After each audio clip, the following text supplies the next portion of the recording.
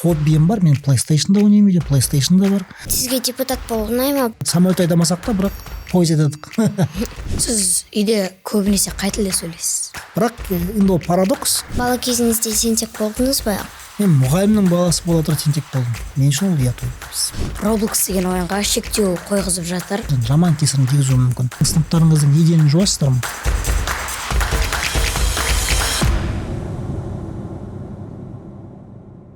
Сәлем достар, қалдарың қалай? Сендермен бірге әдеттегідей мен Алихан Рзахан және Мен Айбол қызы Аруна. Бүгін бізде қонақта Геннадий ағамыз. Геннадий аға, студиямызға қош келдіңіз. Сұхбатқа келіскеніңізге көп рахмет. Сіз үнемі саяси бағдарламаларға қонаққа барасыз. Бұл жолы балалармен подкаст болмақ. Осындай форматқа келісім беруге не себеп болды? Бұл осындай балалармен подкаст несімен қызық деп ойлайсыз? Енді рахмет, армысыздар, құрметті жүргізушілер. Өздеріңізбен көріскеніме өте қатты қуаныштымын біріншіден. Екіншіден айтарым, енді біз енді жұмысымыз, енді өзіммен кезінде білесіздер ғой, мен мәжілісте депутат болғам кезінде, одан кейін қазір парламент сенатындамын. Сондықтан да жұмысымыз енді саяси бағытта болғаннан кейін саяси бағдарламалар көп барамыз.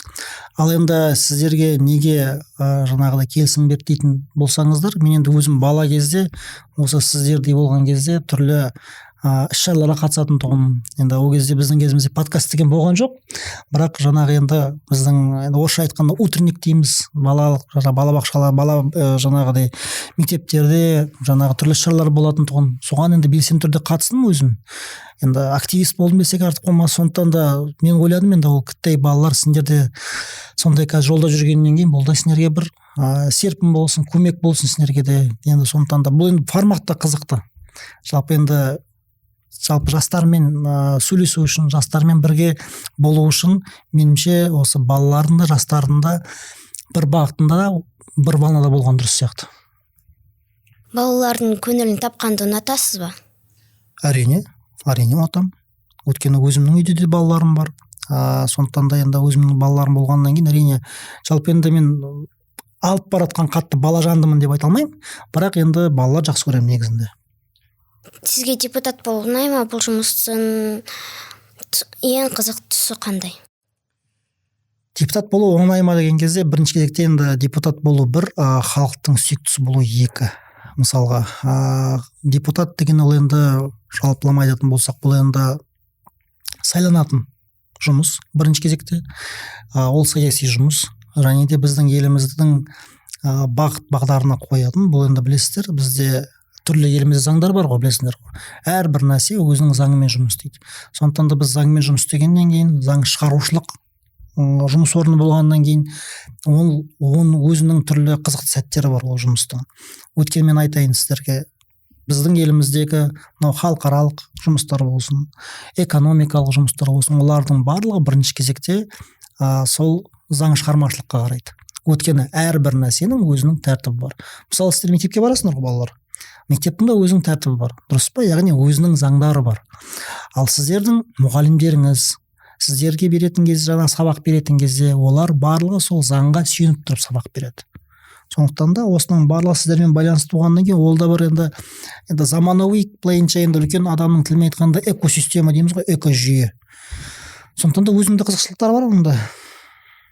Егер депутат болмасаңыз, кім болар едіңіз деп ойлайсыз? Мысалы, бір күнге депутат емес, блогер болсаңыз. Мен енді өзім жартылай блогермін деймін кейде өзімді. Неге десеңіздер, өйткені бізде де енді парламентте түрлі депутат азаматтар бар.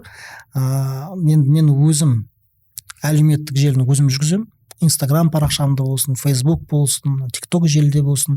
Мысалға менде қазір TikTok желісінде 78 000 оқырманым бар. Ол енді 78 000 оқырман жинау үшін бірінші кезекте сіздің беретін контентіңіз, сіздің беретін ақпаратыңыз, яғни сайлаушыларға, сіздің оқырмандарыңызға қызықты болу керек. Сондықтан да дәл қазіргі кезде блогер болар ма едіңіз дейтін болсақ, біз енді қазір жартылай блогерміз десек те болады. Өткен себебі енді біздің жұмысымыз атқарып жатқан жұмысты, заңдарды, оны халыққа, осындай өздеріндей азаматтарға паш етіп көрсету. Бірақ оны көрсететін кезде оларға ең бастысы қарапайым тілмен жеткізу. жалпы өткенсе бізде енді мынау заңнамалық заңгерлердің тілін шамалы қиын ғой, өздеріңіз білесіздер ғой. Кейбір азаматтар біреу түсінсе біреу түсінбей қалуы мүмкін, бірақ оны қарапайым қазақтың жалпақ тілімен жеткізу ең бастысы. Ал енді мамандығыма айтатын болсақ, менің өзімнің енді мамандығым бар. Бұл теміржол саласына мен кезінде бастағанмын. Бірінші менің теміржол саласындағы мамандығым болған бұл жылжымалы құрамның жөндеушісі, енді орысша айтқанда слесарь дейміз. Ал одан кейін ол жылжымалы құрам жөндеушіден кейін менің ауысқан келесі мамандығым болған бұл локомотив машинистінің көмекшісі. Сондықтан да мен енді осындай, білесіздер ғой балалар, пойыздар жүреді. Сол пойыздарды мен кезінде осындай ағаларым жүргізді кезінде. Ал ең балалық шақтан келе жатқан үлкен арманым болды, бұл ұшқыш болсам екен деп. Бірақ ұшқыш болмағанмен, бірақ енді самолет айдамасақ та, бірақ пойыз айдадық. Сіз үйде көбінесе қай тілде сөйлейсіз? Мен тілде енді жасыратын несі бар, екі тілде сөйлеймін. Қазақшада, орысшада. Өйткені айбет неге десеңіздер, қазір кезде енді менің тіптей қызым ол шамалы енді орысшаға көбірек көңіл бөліп жатыр. Мен оның құпиясы не екенін түсінбеймін, ойлаймын, мүмкін өкінішке орай біздің еліміздегі сәл мынау қазақ тілді контенттің мүмкін әлсіреуі сияқты, ақсаңдауы сияқты. Әрине мен айтпаймын, біздің елімізде қанша мықты азаматтар бар, ол азаматтар қазір кезде түрлі жаңағы кино түсіріп жатыр, түрлі жақсы мелодрамалар шығып жатыр. Бірақ біздің елімізде мынау шамалы аздап болса да балаға арналған контенттің дефициті бар, яғни аздығы бар. Сондықтан да қазір кезде көптеген балалар, ол тек қана менің балам емес, тіпті менің өзімнің балабақшаға барып жүрген егерде тобыма барсаңыздар, ол жақтағы қаншама енді жобамен мысалға 19-18 бала болса, соның тең жартысы орысша сөйлейді. Бірақ негізгі қызым қазақ тобына барады. Мен қазақ тілді топқа бергем. Ал енді мен ойладым ғой, мүмкін ол менің тәрбиемнен шығар, мүмкін менің бір кемшілігім шығар деп қарағам бұған. Алайда бірақ өзімнің түрлі, енді біз ел аралаймыз, ел аралағаннан кейін түрлі өңірлерге барамыз сапарлармен. Сол кезде де кейбір ауылдарда да осы мәселені көрдім. Өкінішке орай, қазір кішкентай балалар сол мынау орыс тілге басым болады. Өйткені енді қазір кезде гаджет қарайды, гаджеттағы әйгілі мультфильмде мынау Леди Баг болсын, мысалға тағы не көреді, түрлі жаңағы енді Маша и Медведь деген сияқты, олардың барлығы орысша екінің бірі. Көрдіңіз ба? Сондықтан да ол кіттай баласының мультик көргеннен кейін ол сондай тілге шама жақынырақ болады. Бірақ енді әрине өзім жаңа үлкен тұңғыш қызымды садикқа апарған кезде, балабақшаға алып кетер кезде, енді ол жоқ дегенде базовый сөздер үйретіп жатырмыз. Рахмет, сау болыңыз, ертеңге дейін деген сияқты мысалға. Енді адам кіттай бала болғаннан кейін басына сіңіре берсін, түсіне берсін деп. Бірақ енді ол парадокс. Мен өзім орыс тілі мен қазақ тілін салыстыратын болсақ, менің өзім қазақ тілін орыс тілден жақсы. Өйткені мен бала кезімнен бастап балабақшаға барған кезде, балабақшада мен қазақ тілінен бастап сөйлеп кеттім мысалға. Мектепте мен қазақ тілде оқыдым. Енді менің жұбайым ол да мысалға қазақ кісі руы арғын мысалға.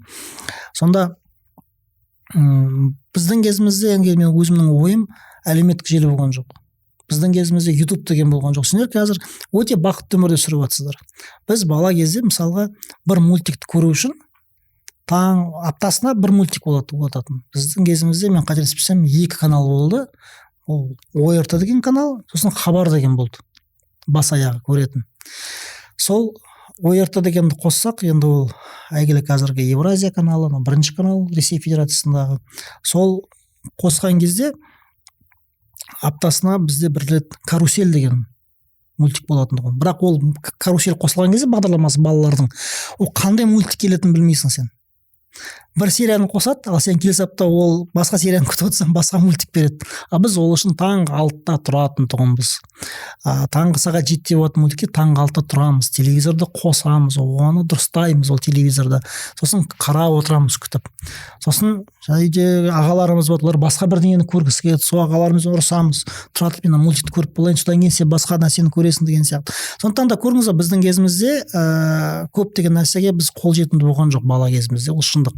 Қазір кезде балаларға Аллаға шүкір бәрі бар. Қазір телефондарыңызды ашсаңыз YouTube бар, қандай мультик көремін десеңіз интернеттен кіресіз, көресіз. Біздің кезімізде болған жоқ, сондықтан да сіздер бақыттысыздар. Бірақ жаңағы мәселе, көрдіңіздер ма, тілдің мәселесі. Яғни біз бала кезде көбірек далаға ойнап, көбірек балалармен араласып, көбірек ойнайтынбыз. Қазір енді мен ауылдарға, қаланы айтпай ақ қояйын, ауылдарға барған кезде мен ондай нәрсенің жиі көре алмаймын. Көп балалар, олар қазір үйінде компьютер ойнайды, я PlayStation ойнайды, үйлерінен шықпайды, гаджеттардың алдында. Яғни орысша айтқанда живого общения нету дейді ғой, мысалға, живое общение жоқ адамдардың.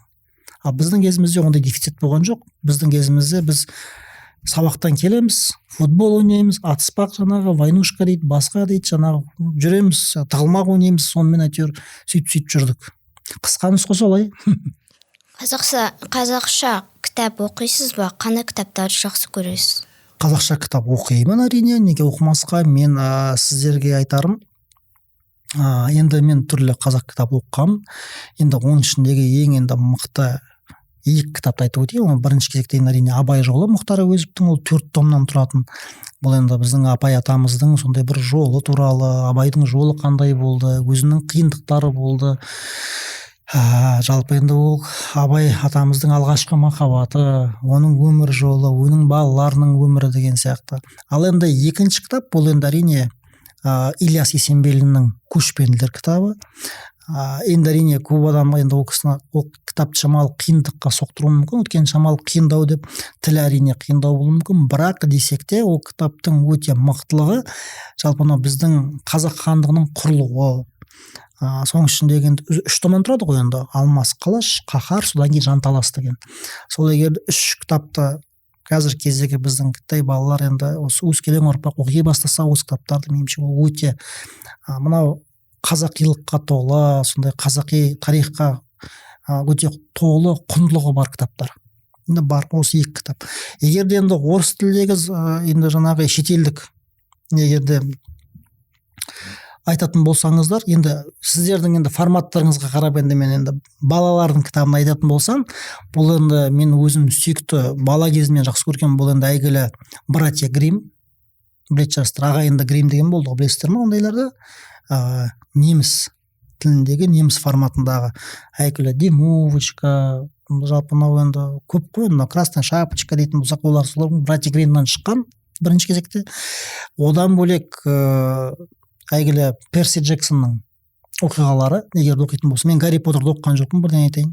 Киносында көрген жоқпын Гарри Поттердің. Енді мен оның бір жанкүйері болмаппын Гарри Поттердің.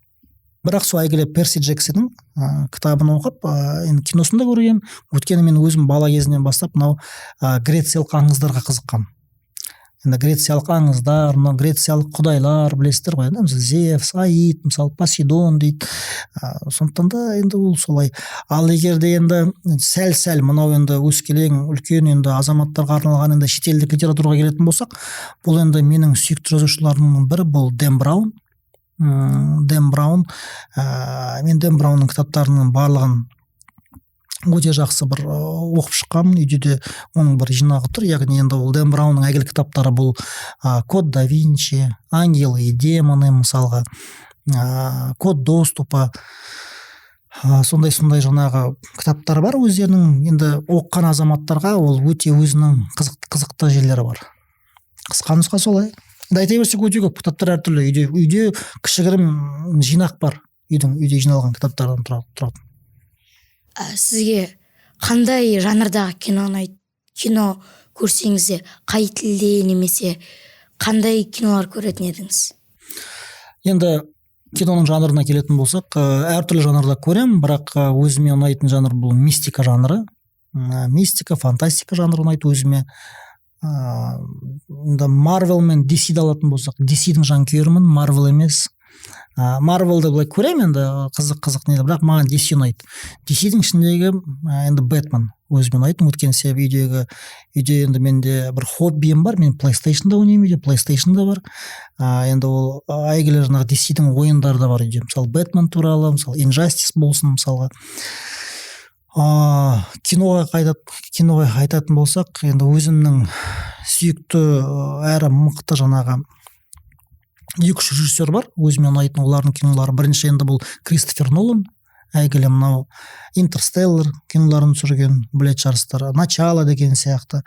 Сүйікті актерлардың бірі бұл Ди Каприо мен Том Харди. Сол киноларын ұнайды маған көрген, және Кристиан Бейл ұнайды маған актерлардан.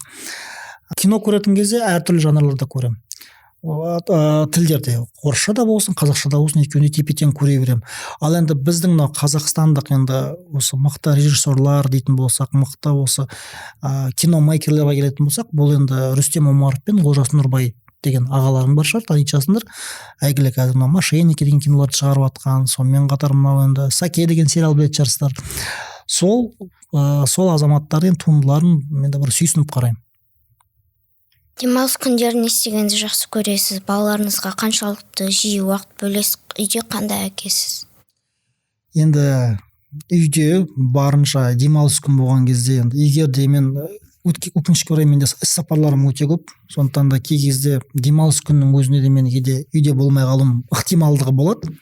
Бірақ үйде болған кезде енді әрине мынау жаңағы енді үлкен, енді мен кіттай бөпем әлі жарты жылға осы бүгін енді толып жатыр, 6 айлық. Сондықтан да үлкен қызымды аламын да біз анау Астана қаласындағы оң жағалауда орналасқан бізде мұз айдыны бар, қолдарыңыз алған білетін шығарсыздар. Сол жаққа барып жаңағы шанамен ойнаймыз, енді жалға берілетін шаналар бар, соларды аламыз. Енді таулар бар, солар таулардан түсеміз, горкалардан сөйтіп ойнаймыз, енді қолдан келгенше. Енді қазіргі аяз кезде көресіз ғой, өзі аяз болған кезде шамалы қиын да, өйткені бір жарты сағат 40 минут ойнайсың, далаға шығып, қызым машинада касеніп қайтады, оған ең қызығы сол. Содан барғаннан кейін бір 30-40 минут айтты, папа мен тоңдым дейді. Қайттан жаңағы алған шанамызды жалға тапсырамыз. Ал енді жаздың кездері енді қызым батут ұнатады, енді батутқа өте жақын, батутқа барып секіреді, батутқа барып ойнайды сол жерге. Енді қолдан келгенше барынша енді көңіл бөлуге тырысамын. Ал өзімнің демалысыма келетін болсақ, енді айтып тұрмын, жаңағы өзімдік хоббиім бар, жаңағы кей кезде кітап оқимын, кей кезде жаңағы PlayStation ойнаймын. Егер де қазір PlayStationға келетін болсақ, менің қазір ойнап жүрген ойыным бұл Uncharted. Сол Uncharted-тың бұрынғы 1-ші, 2-ші, 3-ші бөлімдерінің ремастері шыққан. Сол ремастерларын өтіп жатырмын. Кітапқа келетін болсақ, кітапты мен қазір әйгілі Новель Ной Харари деген әйгілі жазушы бар. Ол кісінің Homo Deus деген кітабы бар. Мен қазір сол Homo Deus деген кітабын оқып жатырмын. Енді күнде қол тимегеннен кейін бір 10 беттен 5 беттен қол тиген кезде ол кісінің алдында үйде тағы бір кітап бар, Homo Sapiens деген. Яғни Homo Sapiens деген кітаптың мен сіздерге қысқаша айтып өтейін, енді көрермендерге де қызық болар, мүмкін сіздер көретін. Homo Sapiens деген кітабының ерекшелігі жалпы адам баласының тарихы туралы айтылады. Яғни біз тас дәуірінен бастап қазіргі заманауи жағдайға біз қалай жеткенімізді, адам баласының жалпы тарих жалпылама. Бұл Homo Sapiens кітап. Ал енді Homo Deus бұл қазіргі осынау жасанды интеллекттің мәселесі. Жалпы енді қазіргі біздің болашағымыз не болмақ деген сияқты осы заманауи түрлі енді мына Құдай ұстасын соғысың бар, басқаң бар, соны зерттей келе біз мынау заманауи өмірде біз қалай сүріп жатырмыз. Біздің денсаулығымыз, біздің дәрігерлеріміз, қазіргі бұрынғы дәрігерлер мен қазір дәрігерлердің қандай айырмашылығы бар деген сияқты. Ол Homo Deus деген енді сол жаңағы бұл орысша аты жаңағы бірінші кітаптың Homo Sapiens'ың краткая история человечества, яғни адам баласының қысқаша тарихы. Ал екінші жаңағы қазіргі оқып жатқан кітап Homo Deus деген. Ол Homo Deus деген кітаптың орысша аудармасы краткая история будущего деген, яғни болашақ тарихымыздың қысқаша түрі деген енді, қазақша аударғанда. Ал енді киноға келетін болсақ, қазір енді Amazon Prime атты осы компанияның шығарған Fallout деген сериал бар. Сол Fallout сериалын қазір көріп жатырмын. Солай қысқа енді айтатын болсақ, енді күн аптасына бір рет бір серия шығады, соны күтемін. Бүгін негізі 6-шы ма 5-ші ма серия шықты, сол 6-шы серия шықты, әлі көрген жоқпын. Үйге барып кеш жақын шай тамақ ішкеннен кейін кішкентай қызымды қолға ұстаймын да сол сериалды қосып көремін енді. Қиын жағдайға тап болсаңыз, оны қалай жеңесіз? Сабырлықпен. Меніңше сабырлық, енді мен өзім мынау ислам дінін ұстанамын, өзім мұсылманмын. Егер де мысалы Құран кәрімді оқитын болсақ, егер де мынау жаңағы адам баласының тек қана ол құранда емес, сонымен қатар мына әйгілі түрлі психологтар бар ғой енді, мысалы коучерлер, жаңағы түрлі, енді коуч демей ақ қой, бірақ психолог азаматтар, осы психология саласының білікті докторлары, мысалы білікті мамандары, олар айтады, кез келген қиын жағдай пайда болған кезде мынау жалпы адам баласының миы қатты жұмыс істеп кетеді. Бірақ яғни ол қатты жұмыс істеген кезде адам баласының миы, ол жердегі нейрондардың бір өзінің активності болады. Ол бір. Екіншіден, ол жердегі қатты жұмыс істеп кеткен кезде адамның басында хаос пайда бола бастайды.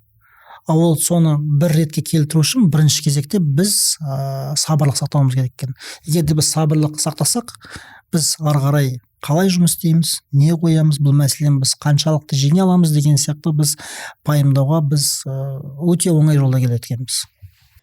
Осы жақында Roblox деген ойынға шектеу қойғызып жатыр. Сіздің балаларыңыз бұл ойынды ойнай ма, немесе бұл ойынға шектеу қоюына көзқарасыңыз қандай? Енді ойынның да ойыны бар, былай қарап отырсақ. Roblox мәселесіне келетін болсақ, шын мәнінде әлемдік деңгейде біз егер де қарайтын болсақ, дәл қазіргі уақытта осы Roblox ойынның көптеген дұрыс емес жерлері шығып жатыр. Яғни мынау ол үлкен қаупі кішкентай балаларға. Өкінішке орай біздің енді заманда, мен енді сіздер кішкентай балаларсыздар ғой, бірақ енді сіздердің кішкентай балалардың тілдерінде мен түсіндіріп айтайын. Өкінішке орай мынау үлкен адамдарға да зияны істейтін адамдар бар. Кішкентай балаларға да зияны істейтін адамдар бар. Сондай кішкентай балаларға зиян жасайтын адамдар сол Roblox ойын арқылы өкінішке орай соларды балаларды іздеп, оларға бір сондай бір жамандық жасайтын азаматтар бар. Дұрыс емес адамдар бұлар. Сондықтан да сол Roblox-тан сол жердегі өзінің бір үлкен бір сондай бір қиянаты бар, жамандығы бар. Сондықтан мен неге айтып жатырмын, жаңағы ойынның да ойыны бар деп, мысалға. Кейбір ойындар, мысалға, ол адамға бірінші кезекте бір ләззат алып келуі мүмкін, рахат алып келуі мүмкін, адамның басын демалдыруы мүмкін. Өйткені адамның баласының өзінің хобби болғаннан кейін. Ал кейбір жаңағы ойындар, олар өзіндік кесірін, жаман кесірін тигізуі мүмкін. Сондықтан да саған айтып тұрған нәрсеге мен оны толығымен қолдаймын. Ол нәрсе зияны бар, жоқ емес.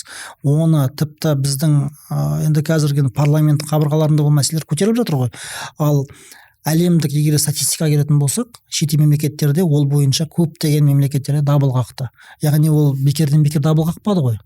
Яғни олардың да дабыл қағатындай ол жерде өзіндік бір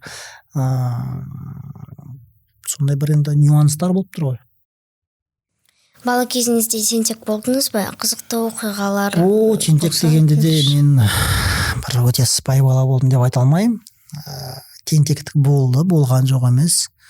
Ойбай, талай терезеде сындырдық, талай футбол ойнап жүрген кезде көршілердің терезесі сынды, талай шарбақтардан секірдік. Сосын бізде ауылда енді балалармен бірге жүрген кезде енді жаңағы енді кішкентай бала болғаннан кейін жаңағыдай біреудің бау-бақшасына түсесің, ол жердегі бір дәмді бір огурцы помидор жегің келеді, алма жегің келеді, онда бар. Енді балалық кездегі бір қызықтар сондай бір басымыздан өтті. Мен жақсы бала болдым деп айта алмаймын. Мен тентектеу бала болдым негізі. Әпіштөр тентек бала болдым. Бірақ ең қызығы, менің өзімнің шешем, ол кісі мұғалім. Мен мұғалімнің баласы бола тұра тентек болдым. Мен үшін ол ұят ойбайсыз. Телефонды көп қолданасыз ба, әлде шектеу қоясыз ба өзіңізге? Телефонды енді жұмысыма байланысты әрине көп қолданамын. Өйткені енді амалым қайтеді дегендей, өйткені себеп мен үнемі байланыста болуым керекпін бірінші кезекте. Өйткені жұмысым мен 24/7 болғандықтан. Одан бөлек енді көптеген ақпараттарды, сонымен қатар жаңалықтарды сол қазір енді әлеуметтік желі жүргізетін осының барлығы мен енді телефон арқылы болғаннан кейін өкінішке орай телефонға көп уақыт бөлемін. Бірақ телефонға мен көп уақыт бөлмеген жағдайда жаңағыдай үйде кейде демалып, кино көремін, сериал көремін, болмаса жаңағыдай кейде ойын ойнап, кітап оқимын шамалы. Өткен шамалы сол телефоннан өзімді демалдырамын аздап болса да.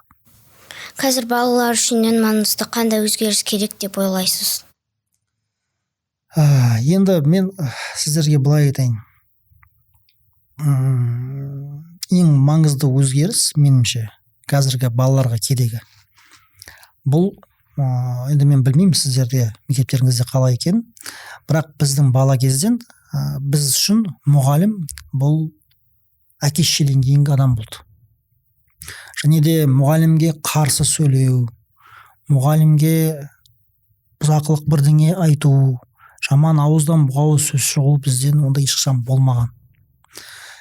Ал қазір өкінішке орай мына әлеуметтік желінің пайда болғаннан бастап, мынау дамыған заман деп жатырмыз, цифрлық заман дейміз. Сол цифрлық заманмен, дамыған заманмен біздің қазіргі кішкентай балалардың араларында білініп жатқан балалар да бар. Яғни кей кезде мұғаліміне боқтық сөз айтуы мүмкін, мұғаліміне тыңдамауы мүмкін. Біздің кезімізде, енді әрине қазір біз мысалға парламент депутаттары бола тұра, біз мұғалімдердің статусы бойынша көп жұмыстар жүргіздік қой. Біз мұғалімдердің мынау айлық мәселесі бар, әлеуметтік мәселелерім бар, олардың барлығын шештік жақсы қылып. Яғни қазір жағдайлар жаман емес, Аллаға шүкір.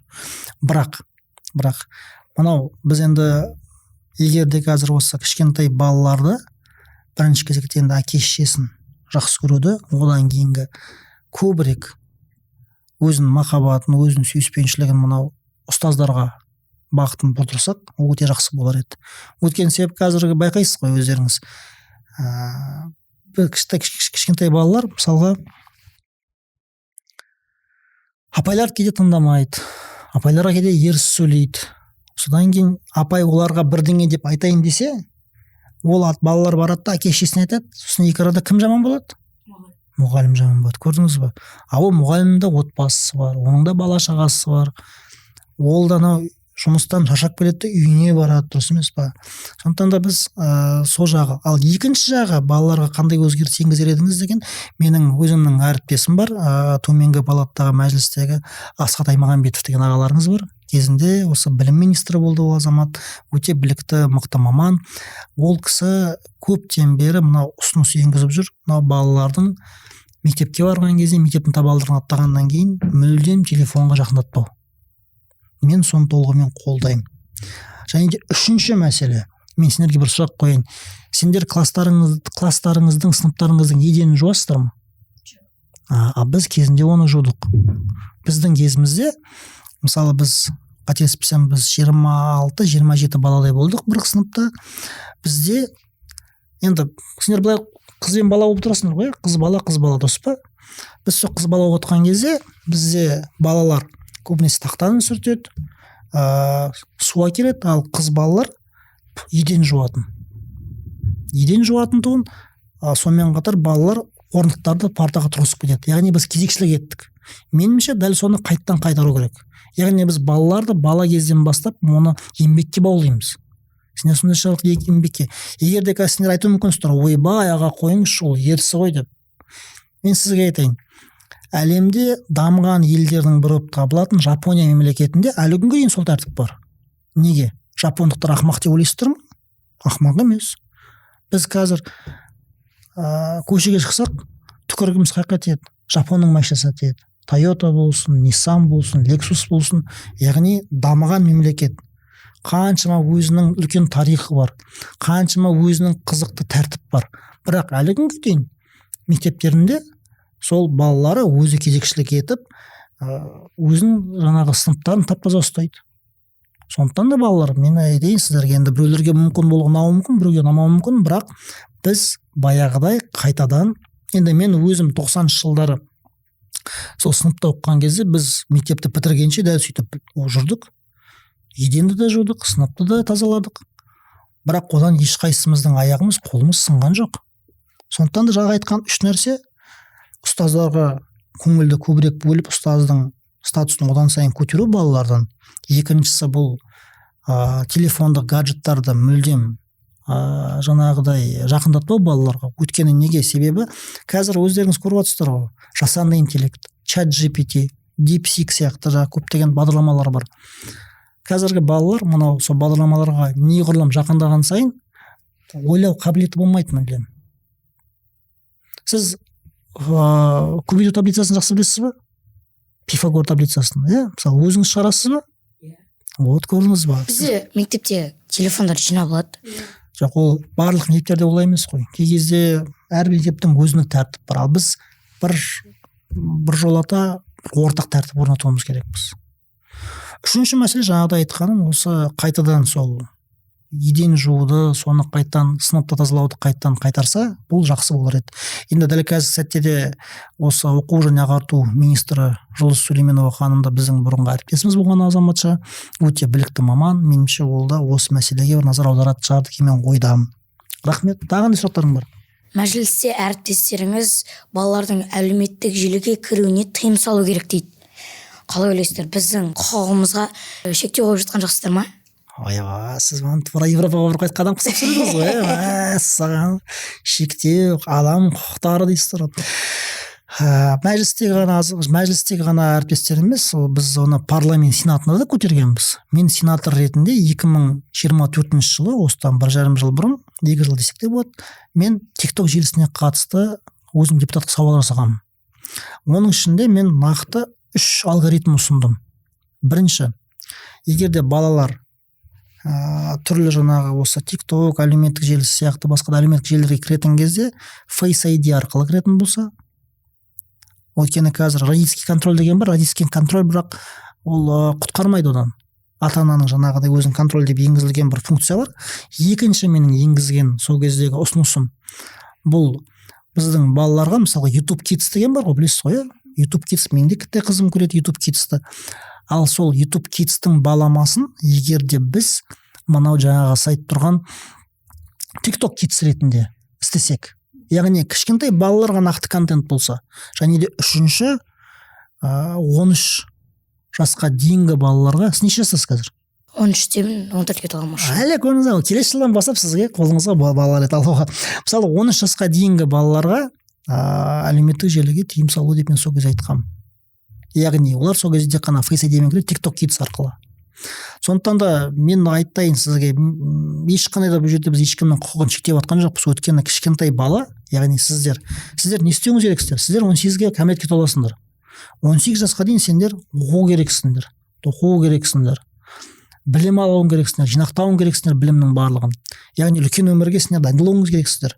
Ал сіздер сабақ оқымай, әлеуметтік желіден шықпай, әлеуметтік желіні пайдаланып жүрсеңіздер, ол адамның құқығын шектеу емес, бұның ғылыми тұрғыдан айтатын жақсы сөзі бар. Оның аты деградация деген. Сондықтан да сіздер ол жерде өйтіп ойланбаңыздар. Жаңағы айтасыз ғой, адамның құқығы деп. Жақсы, сіз адамның құқығы мықты сақталатын, мен сізге мемлекеттерді атап өтейін. Канада, Франция, тіпті Америка құрама штаттарында қазір осындай балаларға шектеу енгізіп отыр. Меніңше сөйлейсіз ба, Америка құрама штаттарында, Францияда немесе де жаңағы Канадада ояқта адам құқығын шектеу деген бар. Жоқ, ол деген нағыз демократияның отанында есептелетін мемлекеттер ғой. Қандай сұрақ бар тағы? Егер бір күнге қайтадан бала болып кетсеңіз, не істер едіңіз? Егер де бір күнге бала болып кетсем, меніңше мен өзімнің әке-шешеммен сол күнді өткізер едім толығымен. Өйткені мен бала кезімнен әке-шешемнен ерте айырылдым. Менің 12 жасымда мамам қайтыс болып кетті, 13 жасымда әкем қайтыс болды. Мен сол егер де балалық шаққа бір күнге оралсам, соны азаннан кешке дейін тіпті ұйықтамай әкем мен шешемнің қасында өткізер едім. Мектепте сізге қай пән қатты ұнады, ал қай пән қиын болды?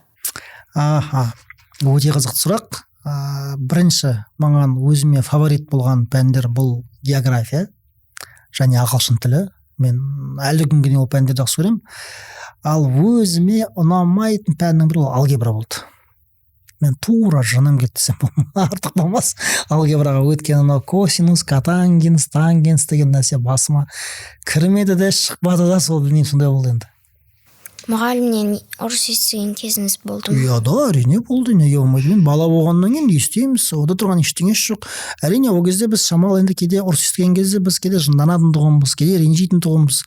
Бірақ уақыт өте келе біз түсіндік, сол апайларымыз бізге бекер айтпағаны, сол апайлардың бізге соның барлығын дұрыстап жеткізгені біз үшін үлкен сабақ болды. Сондықтан да мен сізге айтайын, мен өте дән риза болдым сол апайларға. Сіз Marvel, DC көрем деп отырсыз ғой? Иә. Егер сізге супер қаһарман болу мүмкіндігі берілсе, қандай күш таңдар едіңіз? Бэтмен ұқсап теңге дейін ба. Жалпы енді меніңше сол не дейді жаңағы ұшалу ау ұшалу жоқ, мен сол Бэтмен болар едім негізі. Өйткені Бэтменнің ең өзінің жаңағы мықты күші ол енді оның басындағы көп нәрсе. Өйткені ол технологиялық өзінің мүмкіндіктерін пайдаланады ғой. Қарап отырсаңыз, барлық нано костюм болсын, басқа да бір қасында қолындағы гаджеттер болсын, олардың барлығы әйгілі өзінің енді әкесінен қалған Wintec корпорациясынан қалған мұрасы ғой енді, егер де соның лорына қарайтын болсақ. Сондықтан да жаңағы әйгілі Wayne Enterprises'та қалаған әкесінен кейін өзіне өткен осындай өзінің басымен соны ұстап қала алды ғой. Яғни оның білімі болды басында. Мен сол ең басты білімді алар едім. Өйткені жақсы мақал бар. Білікті бірді жығар деген, ал білімді мыңды жығар деген. Балаларға арналған мультфильмді көресіз бе? Қайсысы ұнайды? Ой, балаларға арналған мультфильмін көрем. Өзімнің ұнайтын да мультфильмдерім бар. Бұл бала кезімнен мен қатты жақсы көретін 2 мультфильм. Бұл 3 мультфильм. Біріншісі ол Король Лев, жаңағы Арыстан патша. Екіншісі бұл әйгілі Леди Бродяга деген біздің кезімізде мультфильм болды. Өте қызықты мультфильм. Ол Диснейдің. Және де 101 далматинец. Круэлла туралы көргенсіздер ме? 101 далматинец. Жоқ, оны көрмеппін. Сіз айтқан екеуін көрдіңіз, осы 101 далматинецті көрмеппін. Соны көріңіз, өте қызық. Және де тағы да бір 4-ші мультик атап өтер едім, бұл Болто деген. Болто деген анау бұл негізі мультфильм ит туралы. Анау лайкалар білесіздер ғой? Анау солтүстіктегі солтүстіктің жаңағы шаһардағы орналасқан анау лайкалар бар, анау именно қыстың кезінде бейімделген иттер. Бірақ сол Болто деген оның жаңағыдай қасқыр мен иттен туылған сондай бір ит болады, Болто деген. Енді өте моралі, сондай бір тәрбиесі жоғары мультфильмдер. Егер де сол мультфильмдерді көрсеңіздер, меніңше одан жаман болмайсыңдар. Яғни енді қайттан мен өзімнің заманына оралсам, біздің бала кезіміздегі мына көптеген мультфильмдердің бір мағынасы терең болды, тәрбиелік мәні зор болды. Соны егер де әрбір мультфильмді көрген сайын, ол жердегі бір анау достық, сатқындық, сонымен қатар мынау әйгілі Абай атамыздың айтқаны бар ғой, білесіздер ғой, 5 нәрсеге асық бол, 5 нәрседен қашық бол деген сияқты. Сондай көптеген моральдық тұрғыдан бір қызықты мәселелер болды. Тағы егер балалар сізді көшеде танып қалса, суретке түсуге қарсы болмайсыз ба? Жоқ, мен қарсы болмағанмын да. Балалар болсын, үлкен кісілер болсын, әлбетте танып та жатады. Суретке түсетін азаматтар бар. Кей кезде машинамен келе жатқан кезде жолда кептетілісте кейде сигнал беріп, жаңағы аға қалайсыз деп ататындар да бар. Оған дән ризамын ондай азаматтарға. Менің ойымша ше, Геннадий аға, сіздің қазақшаңыз менікінен де жақсы сияқты. Ой, жоқ, неге? Меніңше сіздің де қазақшаңыз өте жақсы. Қазір өзіңізді 10 жастағы Геннадий деп көрсеңіз, не деп кеңес берер едіңіз? Оқы, және тағы оқы. Сондай бір кеңес берер едім негізінде. Негізінде балалар ол қымбат көйлекті, қымбат машинаны, қымбат үйді болсын, оның барлығын сатып алуға болады. Бірақ басыңыздағы біліміңізді сіздер сатып ала алмайсыздар. Сондықтан да мен бекерден айтқан жоқпын, оқы және оқы деп. Бұл енді әйгілі біздің енді сонау қазақ мектептерінің бастамасын басын салып кеткен енді әйгілі атамыз Ыбырай Алтынсарин бекер айтпаған ғой, кел балалар оқылық деп. Өйткені бұл жаңағы балаларға сабақ оқу мәселесі болсын. Бұның барлығы сіздердің рухани, сонымен қатар өздеріңіздің білім азықтарыңызды көбейтеді. Ал білім ол үлкен бір сондай бір қазына, орын толтырмас қазына. Сондықтан да тек қана оқыңыздар. Өйткені сіздер түгіл менің өзім күнде бірдеңе шығып жатса, соны үйреніп жиреніп жатам. Ол енді біз өмір сүріп жатқаннан кейін әйгілі орысша мақал бар ғой, век живи, век учись деген. Сондықтан да соған біз сондай мақалаларға жақын болсаңыздар, жаман болмайсыздар. Біздің осымен сұрақтарымыз бітті. Рахмет. Геннадий аға, келгеніңізге көп рахмет. Ал достар, сіздер біздің каналға жазылып лайк басыңыздар. Және де коммент қалдыруды ұмытпаңыздар. Бүгінгі біздің студиямыздың қонағы болған Геннадияға рахмет. рахмет. Сіздерге рахмет, сау болыңыздар.